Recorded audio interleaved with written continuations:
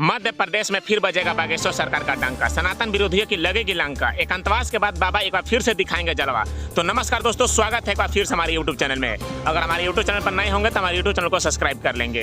1.5 lakh square feet में लगेगा पंडाल, एक साथ बैठेंगे लाखों भक्त। यात्रा के लिए मंगाई गई 40,000 गाड़ियां। राजगढ़ में उमड़ेगा भयंकर जनसैलाब। बागेश्वर सरकार के भक्त तोड़ेंगे बड़े बड़े रिकॉर्ड। देखिए बागेश्वर सरकार के स्वागत में अनोखी तैयारियां। तो जी हाँ दोस्तों, बागेश्वर सरकार के दीवानों के लिए बहुत बड़ी खुशखबरी, बाबा के पागलों के लिए बहुत बड़ी खबर। राजगढ़ में सज गया बागेश्वर सरकार का दरबार। बागेश्वर सरकार के स्वागत के लिए तैयारियों में बिछा पूरा राजगढ़। बागेश्वर सरकार के स्वागत की तैयारियों देखकर सभी सनातनियों का दिल खुश हो जाएगा। ऐसा भव्य दरबार राजगढ़ में सजने वाला है कि सभी दीवानों देखते रह जाएंगे। ऐसी शानदार और भव्य कलश यात्रा जो पहले शायद कभी किसी ने देखा ही नहीं हो। एक साथ हजारों साड़ियां मंगाकर बनाया जा रहा कलश यात्रा में विश्व रिकॉर्ड। बाबा की शान सबसे निराली है।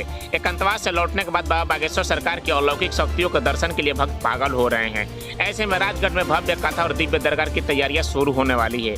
राजगढ़ में होने वाली कथा से पहले ही लोगों का अंदाज लग गया है कि कथा इतनी शानदार होने वाली है कि पहले से रिकॉर्ड टूटने वाला है।